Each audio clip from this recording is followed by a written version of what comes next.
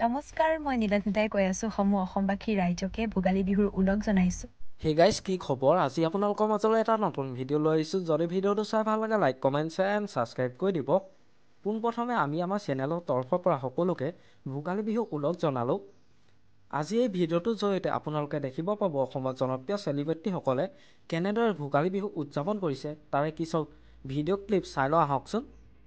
নমস্কাৰ, মই নীলাধিতাই কৈ আছোঁ সমূহ অসমবাসী ৰাইজকে ভোগালী বিহুৰ ওলগ জনাইছোঁ আৰু আশা কৰিছোঁ সকলোৰে দুখবোৰ আৰু নিৰাশাবোৰ মেজিৰ জুইত পুৰি যাওক আৰু মেজিৰ উত্তাপে আপোনালোকৰ জীৱনলৈ কঢ়িয়াই আনক সুখ আৰু শান্তি, তাকে কামনা কৰিছোঁ। ধন্যবাদ।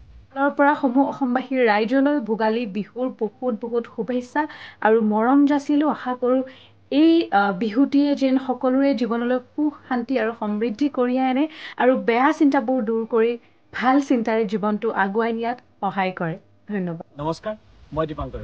মোৰ তৰফৰ পৰা সমূহ অসমবাসীলৈ ভোগালী বিহুৰ আন্তৰিক শুভেচ্ছা জ্ঞাপন কৰিছোঁ। ধন্যবাদ। নমস্কাৰ, সকলোলৈকে মাঘ বিহুৰ বহুত শুভেচ্ছা জ্ঞাপন কৰিছোঁ আৰু লগতে এই নতুন বৰ্ষটো যাতে আপোনালোকৰ সকলোৰে ভালে কুশলে পাৰ হয় তাকে কামনা কৰিছোঁ।